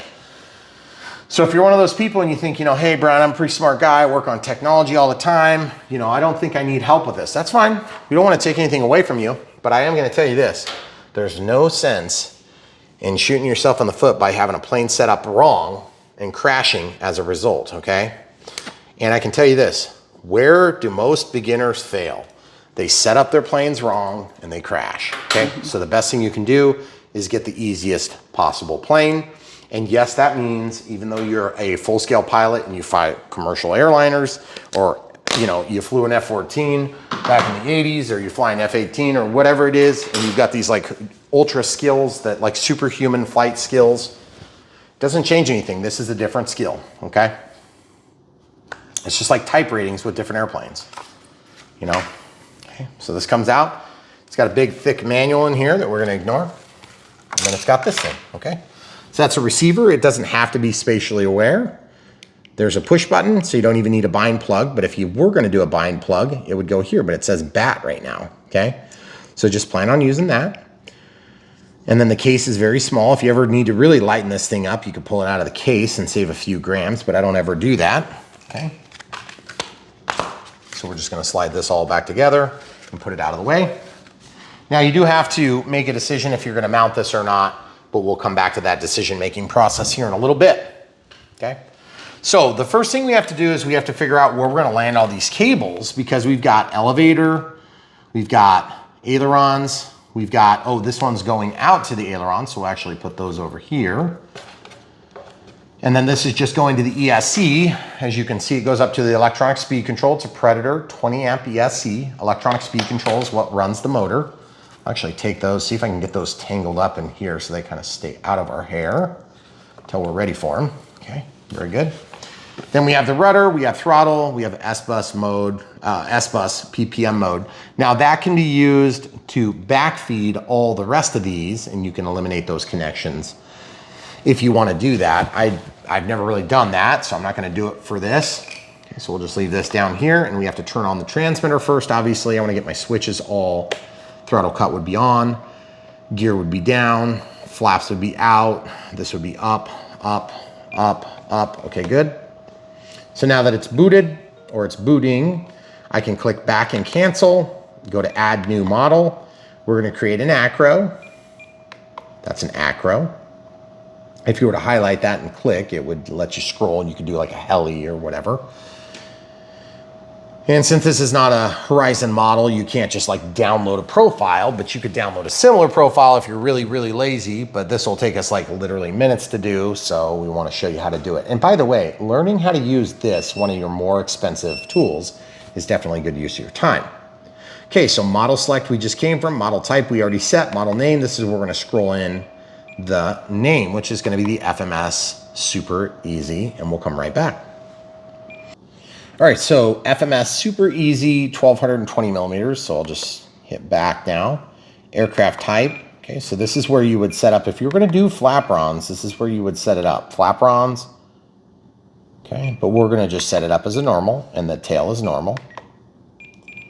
And then I'm gonna select an image, and it's actually not a terrible image from the standard image file. Let's see if we got anything a little bit closer. Whatever. I don't know if it really matters, so I'll just do that one. Okay, and then flight mode setup. We don't really need flight modes on this, but we do eventually need to have a switch that's designated to switch our modes. So I think what I'm gonna do is I'm gonna set up a flight mode just in case you guys would wanna know how to do that. Flight modes are gonna be capable of storing different trims, okay, that would be separate for each of the modes, okay? So it's not, but it takes a few seconds to do it, so I'll show you that. Then we can do spoken flight mode. So this is where we would just make a decision on how we want things to be set up. So in this case, I want this to be like stabilization. So I'm gonna go ahead and highlight this, hit cancel, cancel. Then I'm just gonna say stabilizer or stabilized. Okay, so it says stabilizer, or well, stabilized, I should say stabilized, right? Okay, so this will be with just stabilized. And then I can make it say something. So that's a stabilization mode. So this is basically just a label, okay? But it's gonna be attached to a switch condition, okay? So then if I go to this one, then I can make that off is what I want. So I'm gonna highlight, cancel, cancel, and then I'm gonna scroll in the word OFF. So that means when I hand off my transmitter to somebody else, they just have to look down and they'll see whatever that is that I just typed, the F mode name will be displayed about here on the screen in normal flight mode, okay? So speak, and then I'll find the word that says off, and we'll select it. Okay, so there's off. So there. Stability mode off. And then this one's going to be auto leveling. Okay, so cancel, cancel, and we'll type this in and come right back. So now it says the word auto leveling, and then I just need to find something that says that. Normally I'd say like safe and AS3X, but that's not what we're turning on or turning off. All right, so self-level. Okay, so we just picked a couple of different audio events and we picked a couple of different titles to put for each of the switch positions.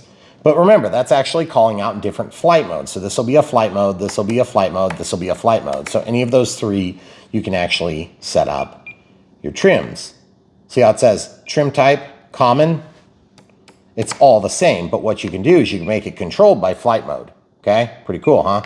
I don't like to change them myself, but that's how you could do it if you wanted. So you could have throttle, you could have aileron, elevator, rudder, and so on and so forth. Okay, pretty cool. All right, so I'm gonna walk back out. First thing we're gonna do is once this comes out to the main menu, we're gonna click, and you can see right there it says stabilized. Off. Self-level. Off. Stability mode. I don't know if they can hear that. Off. Self-level. Off. Stability mode. So then when I hand this to somebody else, they'll know what it's doing right away, which is pretty cool. All right, so the first thing I'm gonna do is I'm gonna go in and set up throttle cut. I'm gonna turn that to switch H by exercising it once highlighted. Then I can look down in this little monitor and it shows that the throttle's not moving because the throttle cuts on. So now when that's off, you'll see that the numbers go based on the stick condition. Okay, so that's one of your biggest safety features. Now it's on. Good. All right. So then I want to go to rates and expo, and I want to go into rates, and I want to set this all to a singular switch, switch F in this case. Okay. I'm going to do 5% in the top, then I'm going to have 10% in the middle, and then I'm going to have 20% in the bottom. And that's going to be our expo, which just softens the sticks. It makes it like it doesn't kick in until you get further over, okay? Or it slows down the output, and then it matches up in a kind of an asymmetrical response here, okay? If it was linear, it would just be like a rate, okay? So the rate in this setting, I'm going to drop down to 90. See how it's linear? So it just drops the whole thing. Well, the problem with a 90% rate versus 100% rate is if you pull back and you need to avoid a tree, you're going to still hit the tree if you needed 98% input, okay? So we like to start there with 100% input and just 10% expo. And then if you want a little bit less and a little bit more sensitive stick, you can go up to 5%. But if you want a little bit more soft sticks, you can go down here and also reduce the rates a little bit, okay? And we just set all 3 axes of control, ailerons, elevator.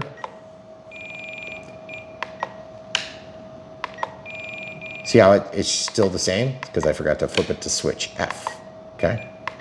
So we'll do 5%, then 10%, and then 20%. And then we'll drop the rate down to 90%.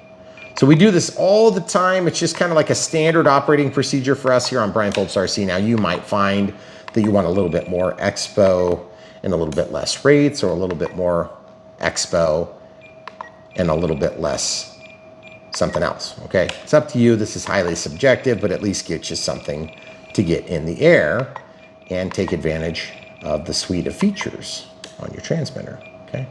So now we have a rudder, elevator, and ailerons all set. Okay, cool. So now the next thing we can do is we can hit back, we can hit clear. We want to set up a timer.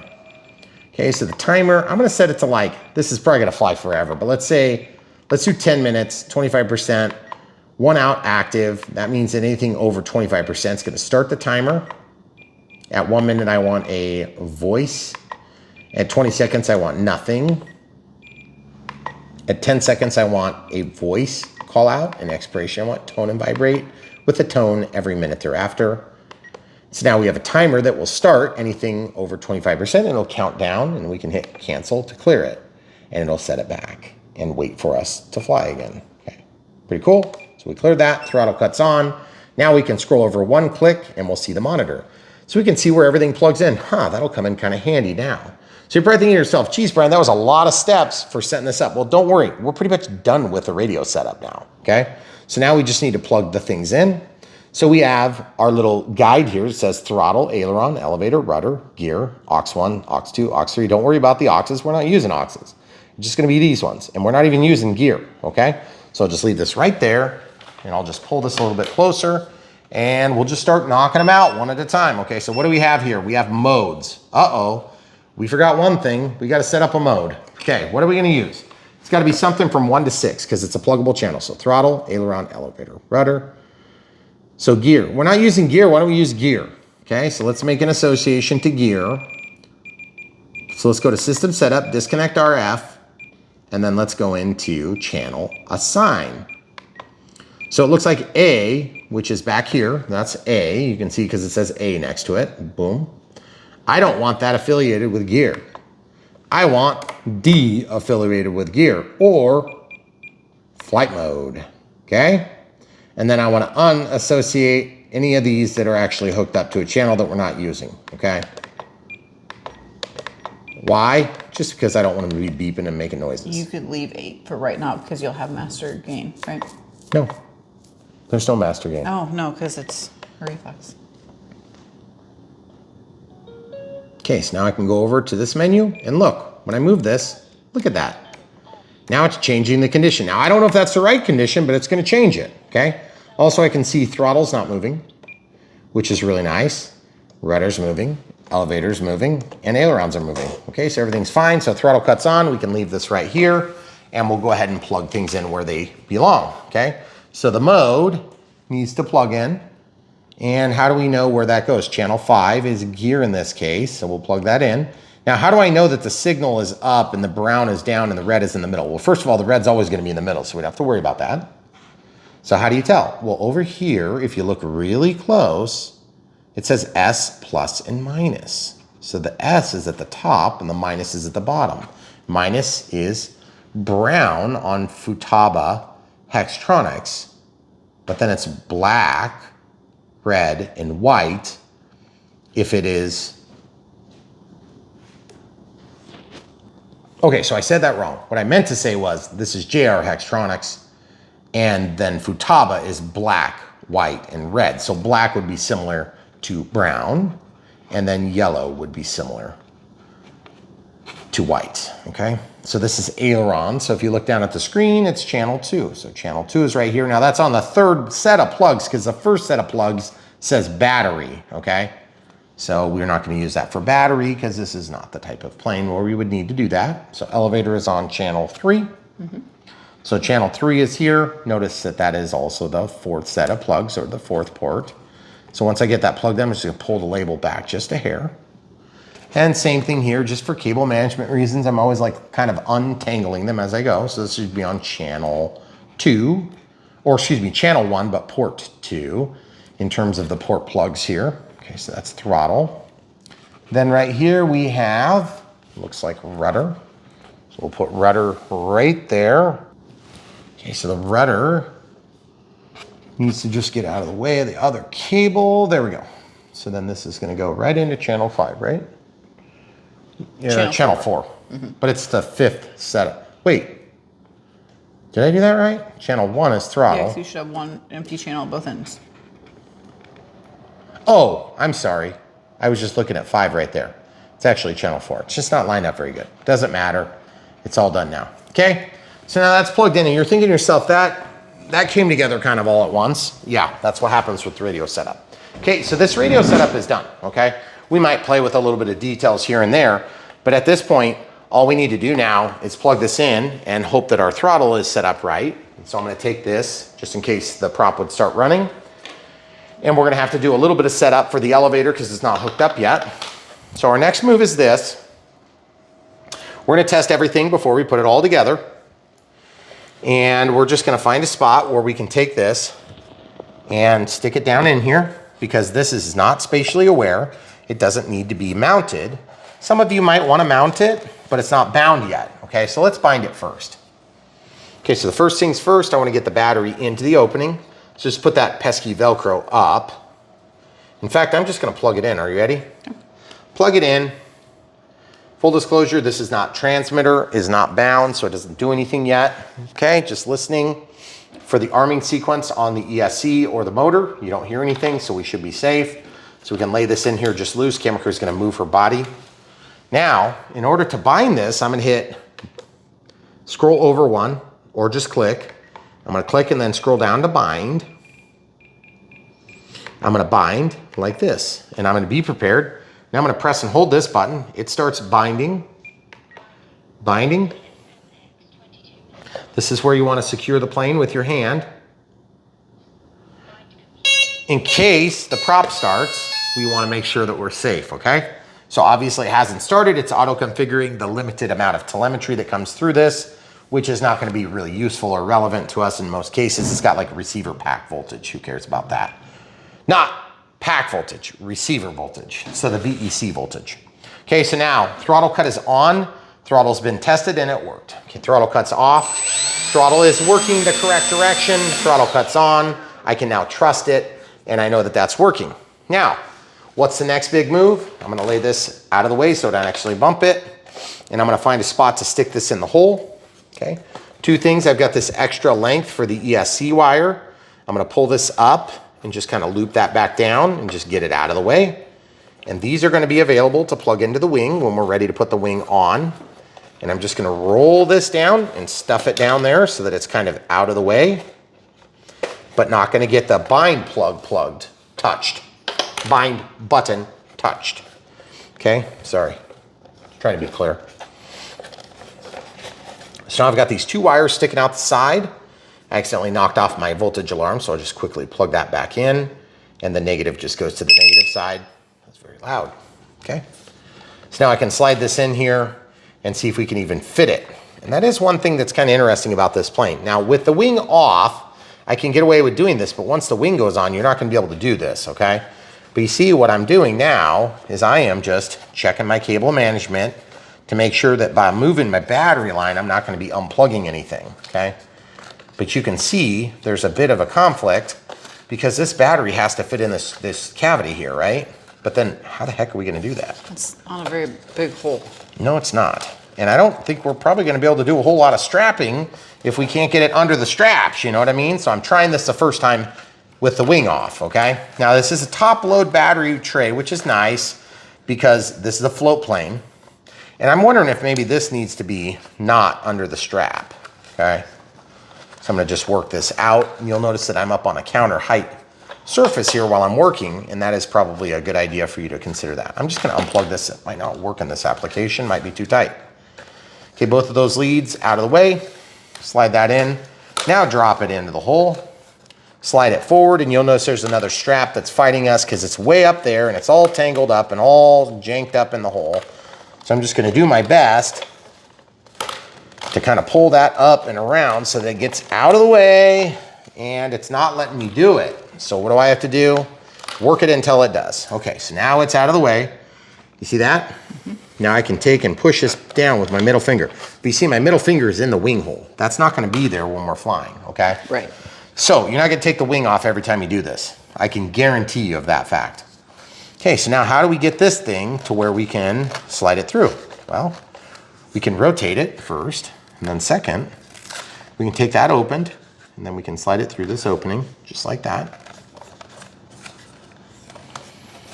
And then what we're gonna wanna do is pull a little bit, pull that, there it is, now it's in. Press that down, and you're like, well, what do you do with all this? Well, in this case, I have that Velcro to hold onto it for me, but you might not have that if you have just a virgin battery, okay? So now that we're bound, we've got all the systems set up.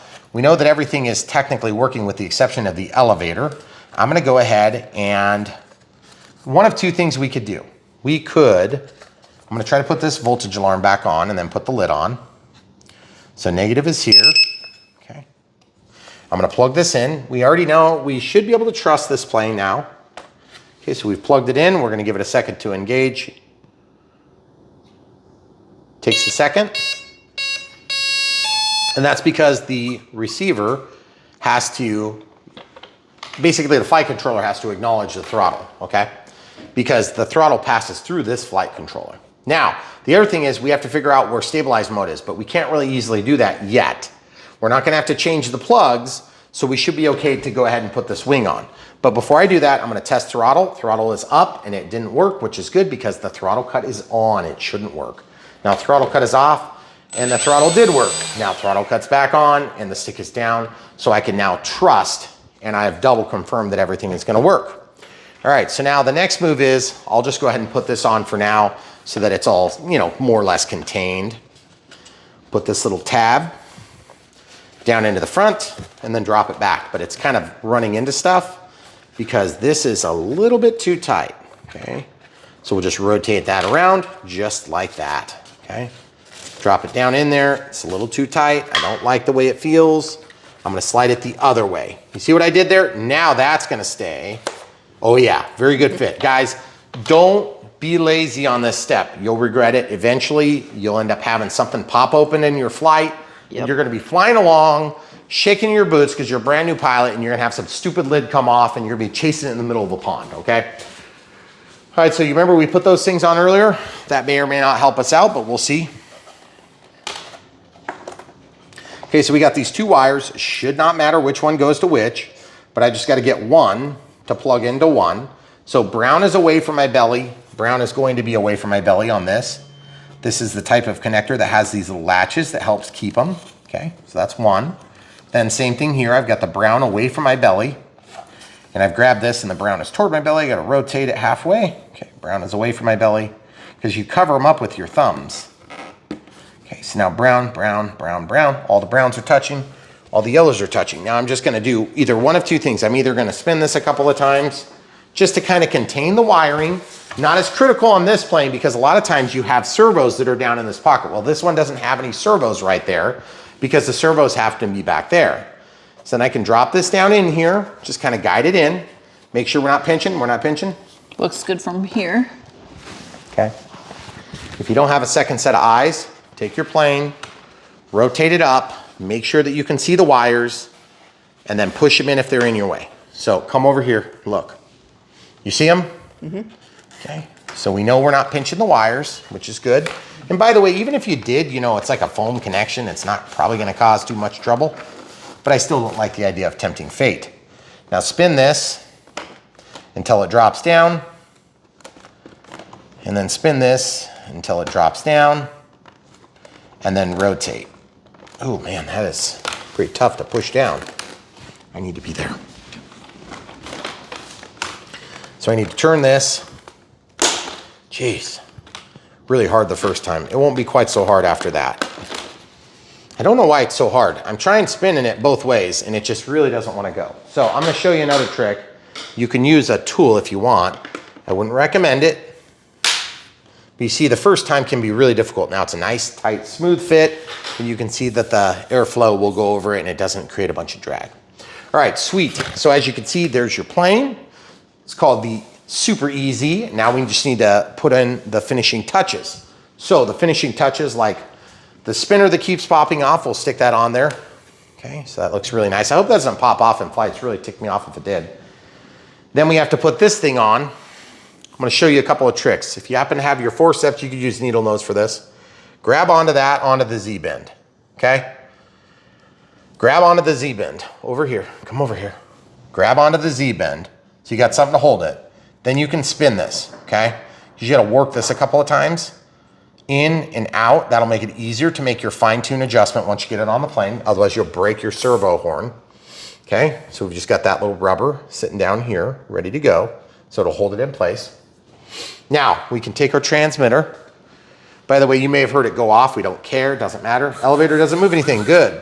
Ailerons move, okay? So let's look at the direction they travel.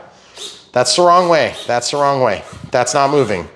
And that is correct, and that is correct. So we have to go in first to servo setup, travel, and we're gonna go to ailerons, and we're gonna just, we're gonna go from travel to reverse, and we'll reverse ailerons. Roll left, roll right, roll left, roll right. Okay, so that's the correct direction. And the rudder is the correct direction. Now the elevator, I just gotta make sure it's not trying to auto level. How do I know? Flip the plane on its belly. Look, it's trying to automatically level. Because when I get to the center of upside down, it's trying to find the quickest route to level, okay? That would be bad to hook up your elevator like this because it's gonna try to auto level the plane, okay? So I gotta figure out how to shut that off. Well, how would we shut it off? We'd walk out of the menu, we'd go over to monitor mode, and we would change our D switch. Now, listen. Nothing, okay? Now, stabilized, okay? But no auto leveling. Auto leveling, okay? So I'm gonna go to off, the center position. We'll address the positions and how they sit on the switch in mere moments, okay? But for now, we have it in the off situation. Why? Because we have to put this elevator linkage on. So now, if we have this control linkage that we have to put on here, we're gonna have to put it from one of those holes to the other set of holes. How do we know where those holes go, camera crew? We look in the manual. We look in there? That's a good idea. Or we guess, but it's in here. My guess is it's probably the outside holes. What do you guess? Probably. Okay. Okay, elevator. Yes, correct. Outside hole to outside hole. Okay. So There's the other two if you need them. So the outside to the outside hole. Yep, and then CG is down here too, so we'll leave it open to that. Okay. Page. So if you guys ever need something, we're showing in the menu or showing in the manual, you can pause while you're looking at that. Okay. So on the elevator, outside to outside. So that's interesting because there's 3 holes and 3 holes. Okay, let's show them this. How many holes do we have here? 3 and... 3 and 4. Well, no, the 4th one's cut off. Okay. So if we know that this is centered, Then I'll go to the outermost hole, right? I'll slide it in, whoop, falling over. Slide it in, bring it around, wherever it goes, okay? Then this, we have to, just stay where you are. This needs to be held here while this lines up. It's obviously not gonna line up. So you remember how I had you exercise this earlier? I'm gonna just unscrew this a few turns, okay? Once you get it to where a few turns are gonna line up, you have to kind of eyeball it a little bit at this stage. Okay, yeah, that's gonna be pretty dang close, okay? So there's a half turn. Looks like I need to go in half a turn and maybe in another half turn. Let's see how that looks. Yeah, it's probably between those two settings. Okay, so let's see how that looks. And we'll just let that fall through. See from the side, that's gonna pull it up, see? So I need to go out half a turn before I do that, okay? I need to go in 1/2 a turn. Let's see if in half a turn makes a difference. Okay, so now look at that, guys. We're getting pretty dang perfect. So now that that's in half a turn, look at the end here. Snap that in, and you don't get a second shot on those usually, okay? So don't screw it up. And then slide that back, and it'll actually keep holding pressure even if that phallic-shaped head pops right off, okay? There it is, guys. So you have a plane that's got all the control surfaces working. And so now our next move is to basically see if they go the right direction. So we've already figured out that the rudder goes the right way. We've already figured out that the elevator goes the right way now, and the ailerons go the right way. So at this point, the only thing we need to figure out is how do we make sure that it's an auto leveling based on what our menu says. If it's an off right now, that was correct. So they're stabilized. Guess what? We have this backward because it's trying to auto level in our stabilized mode. So how would we fix that? There's two ways to fix it. Come here. You can go servo setup, travel, and then reverse gear. Or you can go down to digital switch setup, and then you can go and you can select switch D. Okay, and you can change this from 100 to -100 and that -100 to +100. We're gonna do it the easier way because it does work on this. So travel, reverse, gear. Now the reason I show you that digital switch setup, let's check. Let's go to auto leveling. Look, now it's auto leveling. Now I'm just gonna do this quick, okay? And I'm gonna go to off. Hear it? Now stabilized. Okay, so now we need to check if the stabilizer's working right. Okay, so the stabilizer has to correct opposite the direction of environmental impact. Not me, but since I'm moving it, it's still me, okay? So I am the environment now and not me. Look at the rudder, up, down, come and look. Let me see this. This angle might help. Okay, so what I'm gonna do is I'm just gonna look at this. Now I just have it tipped on its side here. So as I go up and I go down and I go up and I go down, and you can see it's resisting. Now same thing with the rudder, or excuse me, the elevator. It's going the direction I'm moving it, okay? So now it doesn't matter on what plane it goes, it's going to work the same way, okay? Pretty cool. And then look at that aileron over there. As I roll, it's gonna go up. When I roll down, it's gonna go down. When I roll up, it's gonna go up. And the same is true for the other side. It's very easy to check this. If you don't check this and your plane goes into an uncontrollable roll and crashes into the ground, you'll understand why I told you you need to check it. It's very critical.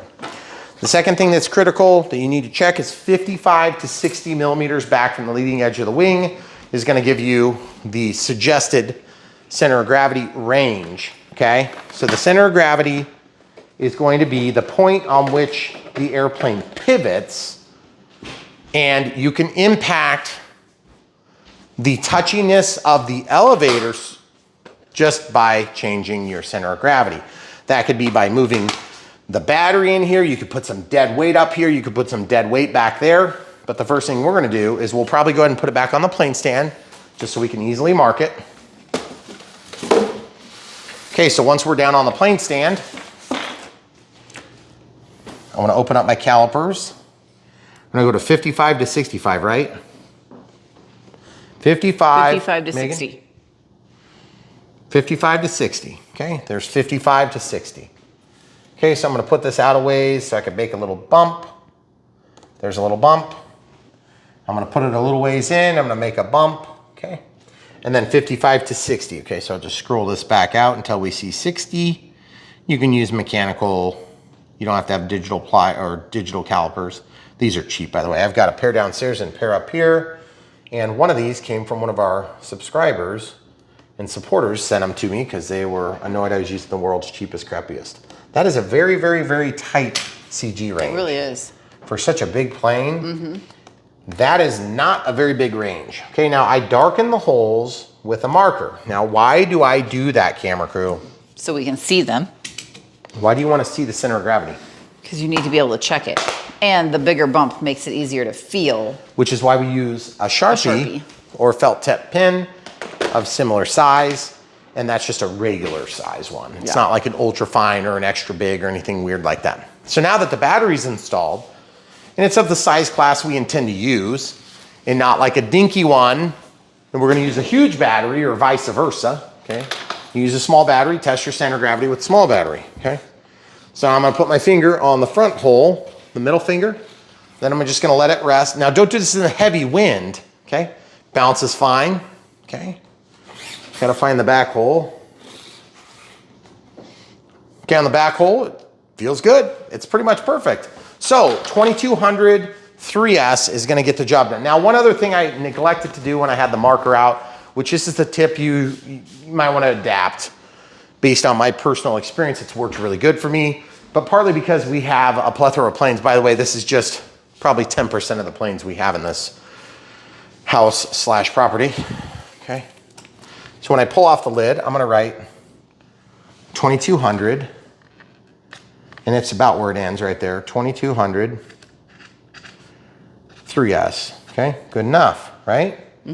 Pretty simple stuff. And then when I pull off this canopy, I'll be able to quickly and easily rely on the markings that I have inside of there. Now, you're probably thinking, okay, this was a long video and you touched on a lot of topics that were helpful to me and were critical to the performance of the aircraft, but I still have a million other questions. Okay, I'm gonna tell you right now, I understand you do have a lot of questions and you will have a lot of questions, and that's okay. But we've done this for a long time and this is enough to get you started, okay? There's no excuses at this point, unless you had a wire that was misplaced or something didn't work the way you expected, or you had a broken component, or something didn't go the way our build went, okay? But at this point, what you want to do is get yourself, if you have an experienced friend, have them go with you, have them double check all your settings, make sure that the controls are going in the right direction, which this is going to make the elevator go up, so that'll pitch the plane up. This will make the elevator go down, which will pitch the nose down. This is going to roll the plane to the left. This is going to roll the plane to the right. This is going to yaw the plane. Yaw the plane. You also use that to taxi. Okay, so you can control it like a radio controlled car. And then throttle cut is on. This is going to give you more throttle or less throttle, right? Now, if you had flaps, flaps would be tied to something like a B switch or a D switch or whatever it happens to be. But in our case, I fly stabilized, and then you're going to start in auto leveling, which is going to help this plane to stay level. When you let go of the sticks, the plane is going to snap to a level condition, and we'll demonstrate that when we take off. We'll turn it on, and then we'll let go of the sticks and watch the plane snap to level. That's not the way a plane goes. Most people that are inexperienced RC pilots have made up in their minds somehow that this plane is just automatically going to level itself. That's not what happens to planes. When you let go of sticks, they find their way to the ground, the nearest tree, or the nearest building. I promise you that. And if you don't believe me, just fly for a while, you'll find out. So guys, here on Brian Phillips RC, we do our very best to answer all your questions so you don't have to go into this blind. There's a million different things that you need to learn to fly RC airplanes. By the way, this is what a Reflex V3 looks like, okay? This is the Bluetooth version. I don't really care, I've never used it. Okay, pretty amazing. Okay, wow, look at that. But if yours comes with a red V3, you should be able to set it up. It's gonna be virtually the exact same setup. The only difference is when and if you get to the point where you don't wanna use, when you don't want to use a reflex on a plane like this, you probably would be using something like an AR630 or 631. This one has the antenna, this one doesn't. So this is end pin, this is top pin. But these are, you know, inexpensive compared to the 637T. And most people that are doing a plane like this won't actually need a 637T. But with the 637T, you would also get some more pack telemetry feedback and things like that, but you have to wire it in. It's a little bit much for the beginner. So my experience has been set a timer, see how things work on your first flight. After the time is up, land, check the voltage, and then go to town. But you have the benefit of watching me fly for a maiden on maybe a similar battery to what you picked, a 2200 3S, okay? So if you pick the same battery or similar, then you can say, well, it looks like you got about like 17 minutes of flight. And I usually talk about that at the end of the flights. And if not, just look where the timestamp, where the flight takes off, and then just look what the time is when we land. And you'll see, and if I was in there jabbering for 5 minutes, you have to do a little bit of math, but you'll be able to figure it out. And then you can set your timer to reflect what we got on our time. Okay, just as a baseline to start with. And if you find that you're getting a low voltage warnings where this starts pulsing or the motor stops working, you're out there dead stick landing, which is exciting for a new pilot, then you could adjust your timer accordingly, okay? But there's a lot to learn in this hobby, and probably one of the best pieces of advice I can give you is, and it sounds so counterintuitive, don't overthink it on a beginner plane. Just get the basics down so that you have the basic help aids that are gonna help you fly. Get some time under your belt. Crash the heck out of this. Buy some China glue. When you order this plane, if you don't order some China glue, you're crazy. This is China glue. This is China glue. This is another type of China glue made in Europe. Okay, China glue, you can get this from FMS. It's like $6, $7 a tube, something like that. Get it. Order a couple of tubes. When you crack a wing or whatever, we do a lot of repairs using China glue. You can also use foam to foam if you're ordering a receiver. That'd be a Horizon thing. So you can order that. It's similar. I actually slightly prefer this, and they're about the same price. This happens to be a little bit bigger tube, a little bit more expensive, a little bit smaller tube, a little bit cheaper, but they're about the same per volume in terms of price, okay? This came in another plane. I can't even remember what plane, but it's still the same. It's a recent one, but yeah. Yeah, but it's a similar type. I think it might have been like a Hobby King offering. Yeah. But either way, the point is this. Here on Brian Phillips RC, we work with a lot of brands. We're not owned by any of them. We wish the best for all the different brands, even if they are very competitive, head-butting brands with each other. We understand you guys probably don't care. You just want to have good products. Now, real quick PSA on the tariff situation. If you guys are brand new to Brian Phillips RC, but you're not brand new to the real world we live in, there are some pretty scary things coming around, namely because China and the US can't work out their tariffs. So there's a little bit of a tariff war going on. Hopefully it'll be short-lived.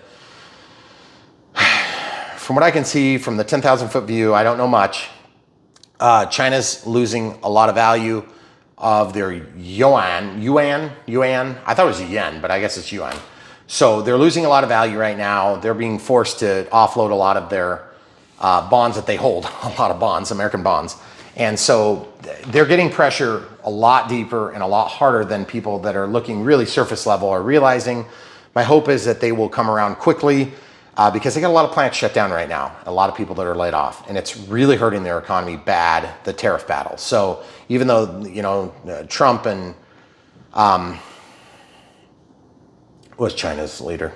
I can't think of it. Xi Jinping. Xi Jinping. They're having a pissing match. Well, congratulations, guys. When you get it worked out, we still love RC, and we love our audience, and we don't want it to be painful, but there's two ways of looking at this. If you believe that it's going to go south, okay, which it could. Okay, first of all, I don't think it will. I don't think China can afford for it to go south, okay? If it does, then act on that. Act to your best judgment, okay? That means order everything you can possibly want right now. Borrow what you think you need and get it ordered, get it coming right now. It's 104% right now, okay, when you're watching this video. If it's 5 days from now, it might be 204%. I really don't know. But the point is this, just get it coming.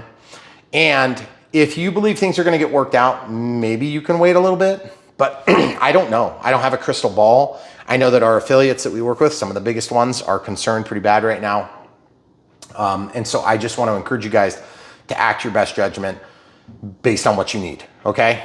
If you're needing something, if you're waiting for a paycheck in a month, I would maybe just like put it on the credit card. That's just my suggestion. If you're concerned, act it. If you're not concerned, act it. Whatever you think is right, do that thing. We don't have a crystal ball any more than you guys, believe me. We wish we did. We got it all hanging out on the line, like on the railroad track, waiting for the train to run it over. It's gonna hurt bad because we got a giant building we're about to build. And let's just say that it is,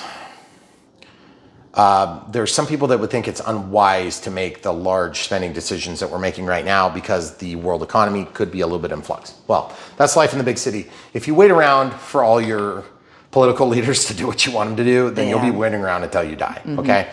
But that being said, on something like this, where China and the US are kind of having a pissing match, and I know some of you guys aren't even in the US or the China, and so you're just like, I just wish they'd work it out so we could get on with buying what we want. Because we love this hobby, and we're here to support you, regardless of your political viewpoints, religious viewpoints.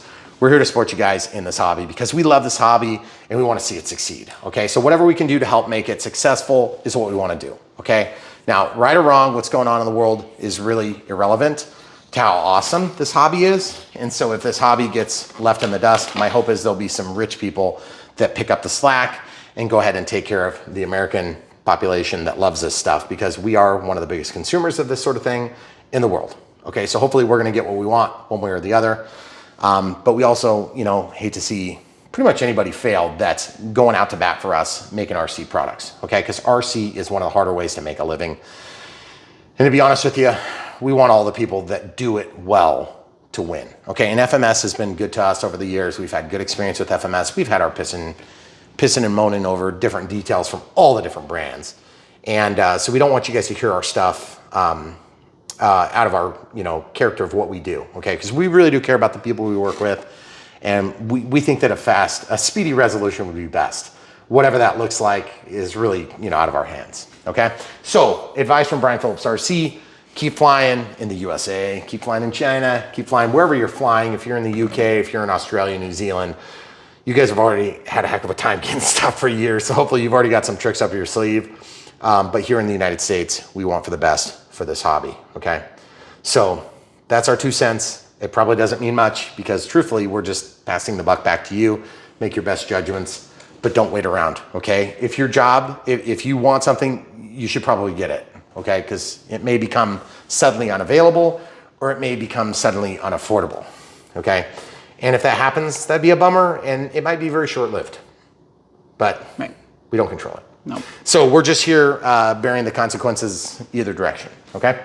All right, so in the meantime, Super EZ from FMS. We hope that you're getting yours, already got yours, and you're just watching for fun and not watching lusting after it because you can't get it for some stupid reason.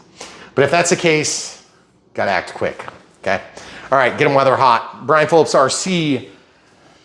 .com or bprc.me is where you can check out all sorts of competitive offerings to this Super EZ. If you don't like this Super EZ, that's totally fine. We got tons of other competitive offerings, and you'll want to check out the beginner planes. If you're brand new, we'll take you through a step-by-step tutorial on how to build pretty much any of these planes you see in the background. Some of them are bind and fly, so they'll go a little quicker. Some are ready to fly, they'll go even quicker. And then some are plug and fly, and they have complex wing types and different things that we've modified to help you get the most out of your RC experience. But here on Brian Phillips RC, at the end of the day, we want to serve the RC addicted like us. If you're addicted and afflicted by RC, you're in the right place. We're going to help get you there, which is out of the chair and into the air, by telling the full truth, nothing but the truth. So help us God, because that's what we do on Brian Phillips RC. There's a lot of people out there just going to tell you to buy this, buy this, buy this, buy this, buy this, buy this. Well, whatever. I don't care if you buy this. I just want you to be flying this or flying something like it, because that's what we really want. We want a big, robust hobby that's got a lot of people that are involved. And so that when people are, you know, playing with us like, you know, political toys, that there'll at least be a little weight behind it. And we can say, hey, don't do that thing. But when we're so small, we just don't really have that much political leverage because we're a small group of people. And we're usually pretty much regular everyday Joes that vote. So just remember that. So, you know, vote with your pocketbook, vote with your voting booth. So keep the politicians in check so they don't play with our stuff. These are our toys. And we hope you guys will get one too. So check it out. Links in the video description below. When you buy them from the links, you help support Brian Phillips RC. It doesn't change the cost, I promise you. It's just more a matter of the cost may change for everybody. All right. Hopefully that answers all your questions. And if you haven't answered what you wanted to, or you were hoping to see us fly, we put that in a separate video called the Maiden Flights. And so you want to check that out. Usually people watch that first, see if they like the plane, and then they'll jump into the Unbox build radio setup. They can see how we set it up. Okay. And then every once in a while, there are changes that go after the maiden so that we can get everything in alignment. All right, guys, leave your questions down below. If you want to support us in other ways and you just can't bring yourself to buy the Super EZ for this reason or that, or maybe it's unavailable, out of stock, or whatever happens to be, or the trade war is still going on, you can check out 4 other ways that are super easy. There's Patreon for monthly support, YouTube Super Thanks for one-time donations, YouTube Members for monthly support, and then PayPal for one-time donations as well, all of which are always accepted and encouraged. But at the same time, we still firmly believe the best way to encourage Brian Phillips RC is to buy amazing products like this, like helicopters, like quads, VTOLs, leaf blowers, and lawnmowers. Whatever we happen to be reviewing that day, we'll be doing it so that we can make some commission if you guys enjoy it and order it through the links. Now, that being said, we never go out of our way to say this is perfect for everybody, or if we do it by accident, okay? Because this is probably not perfect for everybody. If you've got 400 jets in your fleet, this is probably not for you. But you know what? You might want something to tool around, or something you can get and teach your grandkids to fly, or your kids. So there's always a perfect fit for somebody, even with planes that are not as good as the other offering, okay? But if there's one that's just stinky garbage, we're gonna share that too, okay? At the end of the day, we know that you guys are trying to stretch your RC dollars just as far as possible and enjoy the absolute best RC experience. We're gonna help you do that, and we're gonna help get you through it totally on Brian Phillips RC, because opening the box to flying in the air, there's a lot of steps in between. We'll get you there. Stay tuned, so much more right around the corner. Thanks for watching, guys.